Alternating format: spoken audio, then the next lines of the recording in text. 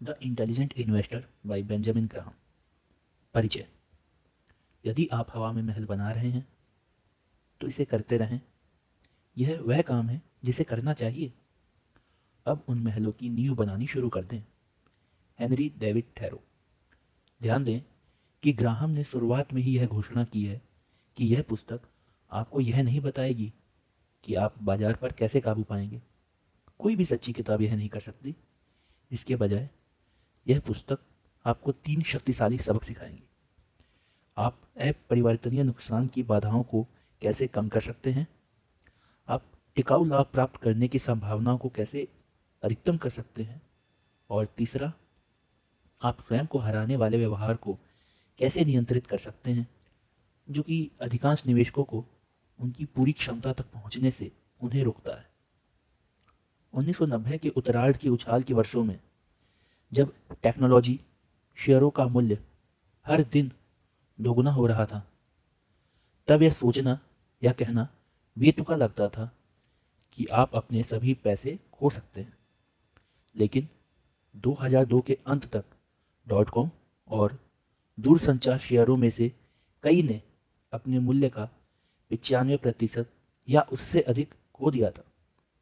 एक बार जब आप अपने पैसे का 95% खो देते हैं तो आपको शुरू करने के लिए 1900% लाभ प्राप्त करना होगा, जो कि जोखिम लेना मूर्खतापूर्ण है। इससे बाहर निकलना लगभग असंभव है।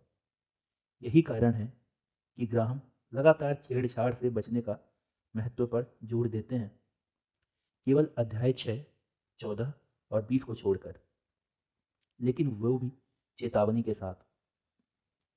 लेकिन इससे कोई फर्क नहीं पड़ता कि आप कितने सावधान हैं।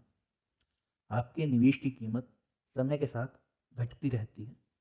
हालांकि कोई भी उस जोखिम को खत्म नहीं कर सकता।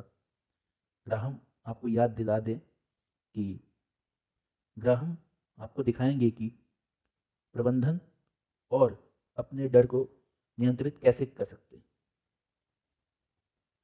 क्या आप एक इंटेलिजेंट निवेशक हैं? अब एक महत्वपूर्ण सवाल का जवाब दें। ग्राहम के इंटेलिजेंट इन्वेस्टर का क्या अर्थ है? इस पुस्तक के पहले संस्करण में ग्राहम इस शब्द को परिभाषित करते हैं और वे यह स्पष्ट करते हैं कि इस तरह की बुद्धि के साथ आईक्यू व एसएटी स्कोर का कुछ लेना देना नहीं। इसका मतलब केवल प्रशिक्षु, अनुशासित और सीखने के लिए उत्सुक होना चाहिए। आपको अपनी भावनाओं का उपयोग करने और अपने लिए सोचने में भी सक्षम होना चाहिए। ग्राहम इस तरह से इंटेलिजेंस बताते हैं कि मस्तक की तुलना में चरित्र अधिक विशेष है। इस बात का सबूत है कि उच्च आईक्यू और उच्च शिक्षा बुद्धिमान निवेशक बनने के लिए पर्याप्त नहीं है। 1998 में long term capital management LP गणितज्ञों, कंप्यूटर वैज्ञानिकों और 2 नोबेल पुरस्कार विजेता अर्थशास्त्रियों की बटालियन द्वारा संचालित एक हेज फंड कुछ ही सप्ताह में $2 बिलियन से अधिक खो गया, जो कि इस भारी भरकम शर्त पर था कि बॉन्ड मार्केट सामान्य पर लौटेगी। लेकिन बॉन्ड मार्केट अधिक से अधिक असामान्य होती गई और एलटीसीएम ने इतना पैसा उधार लिया कि इसके पतन ने वैश्विक वित्तीय प्रणाली को बहुत छोटा बना दिया। और 1720 के वसंत में सर आइजैक न्यूटन ने साउथ सी कंपनी, जो कि इंग्लैंड की सबसे हॉट स्टॉक थी, के शेयर का स्वामित्व हासिल किया। जब उन्हें लगा कि बाजार हाथ से बाहर निकल रहा था, तब महान वैज्ञानिक ने कहा कि वे तारों की गति की गणना तो कर सकते हैं, लेकिन लोगों के पागलपन की नहीं। न्यूटन ने अपने साउथ सी के 100% शेयरों को 7,000 पाउंड में बेच दिया। लेकिन कुछ महीने बाद बाजार में एक जबरदस्त उछाल आया।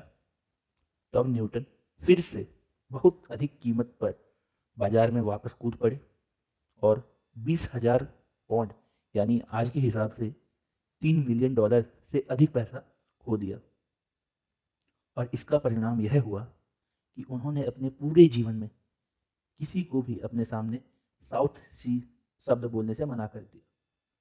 सर आइजैक न्यूटन सबसे बुद्धिमान लोगों में से एक थे, लेकिन ग्राहम के शब्दों में न्यूटन एक बुद्धिमान निवेशकों से कोसों दूर थे। भीड़ की गर्जना से अपने फैसले को ओवरराइड करके दुनिया का सबसे बड़ा वैज्ञानिक मूर्खों की तरह काम करता है। संक्षेप में, यदि आप अभी तक निवेश करने में विफल रहे हैं तो ऐसा इसलिए नहीं है क्योंकि आप बेवकूफ़ हैं। ऐसा इसलिए है क्योंकि सर आइजैक न्यूटन ने की तरह आपने भावनात्मक अनुशासन विकसित नहीं किया है जो सफल निवेश की आवश्यकता है। अध्याय 8 में ग्राहम वर्णन करते हैं कि अपनी भावनाओं का उपयोग करके और इंटेलिजेंस के बाजार के स्तर पर उतरने से इनकार कर अपनी बुद्धि को कैसे बढ़ाया जाए। आप अपनी सीख को मास्टर कर सकते हैं कि एक बुद्धिमान निवेशक होने के नाते दिमाग की तुलना में चरित्र का विषय अधिक है। आपदा का इतिहास। आइए अब पिछले कुछ वर्षों के प्रमुख वित्तीय विकास को देखते हैं। ग्रेट डिप्रेशन के बाद सबसे खराब बाजार दुर्घटना अमेरिकी शेयरों के साथ मार्च 2000 और अक्टूबर 2002 के बीच हुई, जिससे उनकी शेयर का मूल्य 50.2% यानी 4.7 ट्रिलियन डॉलर खत्म हो गया। 1990 के दशक की सबसे हॉट कंपनी की शेयर कीमतों में बहुत गिरावट आई, जिसमें AOL, सिस्को, JDS, यूनिफेस, ल्यूसेंट और क्वालकॉम प्लस सैकड़ों इंटरनेट शेयरों का विनाश भी शामिल था। एरोन, टाइको और जेरॉक्स समेत अमेरिका के कुछ सबसे बड़े और सबसे सम्मानित निगम में भारी वित्तीय धोखाधड़ी के आरोप लगे। कॉन्सेको, ग्लोबल क्रॉसिंग और वर्ल्डकॉम के रूप में चमक वाली कंपनियां दिवालिया हो चुकी थी। आरोप है कि लेखांकन फर्मों ने पुस्तकों को घुमाया और यहाँ तक कि रिकॉर्ड नष्ट कर दिए ताकि उनके ग्राहकों को निवेश करने वाले लोगों को गुमराह करने में मदद मिल सके।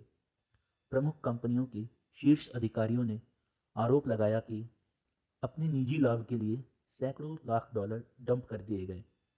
वॉल स्ट्रीट पर सुरक्षा विश्लेषकों ने सार्वजनिक रूप से स्टॉक की प्रशंसा की, लेकिन निजी तौर पर स्वीकार किया कि वे सब कचरे थे। एक शेयर बाजार जो कि खतरनाक गिरावट के बाद भी ऐतिहासिक उपायों से अधिक प्रचलित लगता है, जो कई विशेषज्ञों को सुझाव देता है कि शेयरों में अभी गिरावट और आएगी। ब्याज दरों में निरंतर गिरावट और निवेशकों का स्टॉक के लिए कोई आकर्षक विकल्प नहीं छोड़ा था।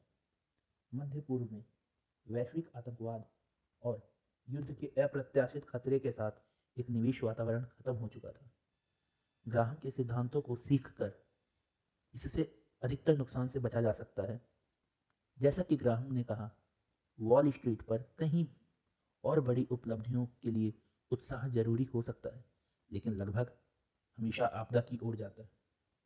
इंटरनेट शेयरों व बड़े विकास शेयरों पर और पूरे स्टॉक के रूप में कई लोगों ने सर आइजैक न्यूटन की तरह बेवकूफ़ाना गलतफहमियां की। उन्होंने अन्य निवेशकों के निर्णय से खुद को निर्धारित करने दिया और उन्होंने ग्राहक की चेतावनी को नज़रअंदाज कर दिया कि खरीदार पूछना भूल गए के बाद वास्तव में डरावना नुकसान हमेशा होता है। सबसे अधिक दर्दनाक रूप से जब वे इस सबसे ज़्यादा चाहते थे तब उन्होंने अपने आत्मनियंत्रण को खो दिया। इन लोगों ने ग्राहम के दावे को साबित कर दिया कि निवेशक की मुख्य समस्या और यहाँ तक कि उसका सबसे बुरा दुश्मन वह खुद ही है। यह सुनिश्चित था कि वह नहीं था। उन लोगों ने कई लोग विशेष रूप से प्रौद्योगिकी और इंटरनेट शेयरों पर यह बताते हुए हाईटेक प्रचार किया गया है और बताया गया कि ये उद्योग आने वाले सालों तक एक दूसरे को आगे बढ़ाते रहेंगे, लेकिन हमेशा के लिए नहीं।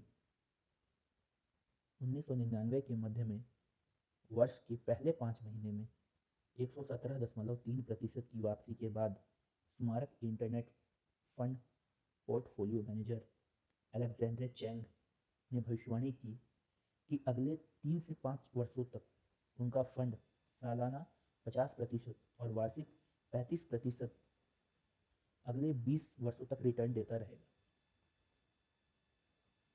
1999 में अपने एमरिंडो टेक्नोलॉजी फंड के अविश्वसनीय 248.9% की बढ़ोतरी के बाद पोर्टफोलियो मैनेजर एल्बर्टो विलर ने कहा कि इंटरनेट एक सतत पैसा बनाने वाली मशीन है।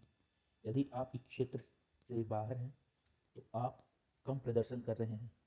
आप घोड़े और छोटी गाड़ी में हैं और मैं पोर्श में हूँ। आपको 10 गुना विकास के अवसर पसंद नहीं है तो फिर किसी और के साथ जाओ। फरवरी 2000 में हेज फंड मैनेजर जेम्स जे क्रैमर ने घोषणा की कि इंटरनेट से संबंधित कंपनियां नई दुनिया की विजेता हैं। क्रैमर ने ग्राहम पर भी एक टिप्पणी की कि आपको वेब के सामने मौजूद सभी मैट्रिक्स और सूत्रों और ग्रंथों को फेंकना होगा। अगर हम किसी भी ग्राहम और डोड से सीखते हैं तो हमारे पास प्रबंधन के तहत कोई पैसा नहीं होगा। इन सभी तथाकथित विशेषज्ञों ने ग्राहम की चेतावनी के शब्द शांत कर नज़रअंदाज कर दिया।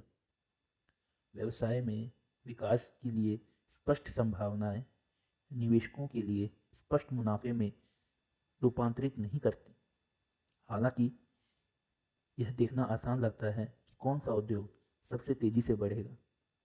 दूरदर्शिता में कोई वास्तविक मूल्य नहीं है। अगर अन्य निवेशक पहले से ही एक ही चीज की उम्मीद कर रहे हैं, कम से कम अब तक किसी को दावा करने का प्रयास करने के लिए कोई दिक्कत नहीं है कि तकनीक अभी भी दुनिया का सबसे बड़ा उद्योग है। लेकिन सुनिश्चित करें कि आपको यह याद है, वे लोग जो अब दावा करते हैं कि अगली निश्चित चीज स्वास्थ्य, देखभाल या ऊर्जा या अचल संपत्ति या सोना होगी, उच्च तकनीक के हाइपरेटर की तुलना में अंत में सही होने की संभावना नहीं है।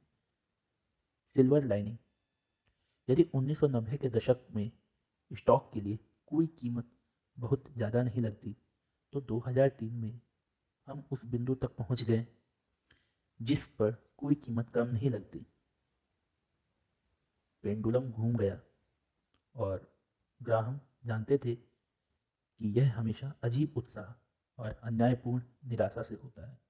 2002 में निवेशकों ने स्टॉक म्यूचुअल फंड से $27 बिलियन की कमाई की और सिक्योरिटीज इंडस्ट्री एसोसिएशन द्वारा किए गए एक सर्वेक्षण में पाया गया कि 10 निवेशकों में से एक ने कम से कम 25% शेयरों का घाटा खाया। वहीं जो लोग 1990 के दशक के अंत में स्टॉक खरीदने के इच्छुक थे, जब उनकी कीमत बढ़ रही थी और इसीलिए महंगे बेचे गए स्टॉक बन गए क्योंकि वे कीमत में नीचे उतरे और परिभाषा के अनुसार सस्ते हो गए। जैसा कि ग्राहम अध्याय 8 में इतनी शानदार तरीके से बताते हैं कि बुद्धिमान निवेशक को पता चलता है कि कौन सा शेयर अधिक जोखिम भरा है और कौन सा कम जोखिम भरा। बुद्धिमान निवेशक बुल बाजार से डरता है क्योंकि इसका स्टॉक खरीदने के लिए अधिक महंगा होता है और इसके विपरीत आपको बेयर बाजार का स्वागत करना चाहिए क्योंकि इससे शेयरों की बिक्री पर वापस रखा जा सकता है। तो दिल थाम ले, बुल बाजार की मौत की बुरी खबर नहीं। हर कोई यह मानता है कि यह होना चाहिए। स्टॉक की कीमतों में गिरावट के कारण अब संपत्ति का निर्माण करने के लिए एक काफ़ी सुरक्षित और स्वच्छ समय है। आगे पढ़ें और सुनते रहें। ग्राहम आपको बताएंगे कि ये कैसे करें।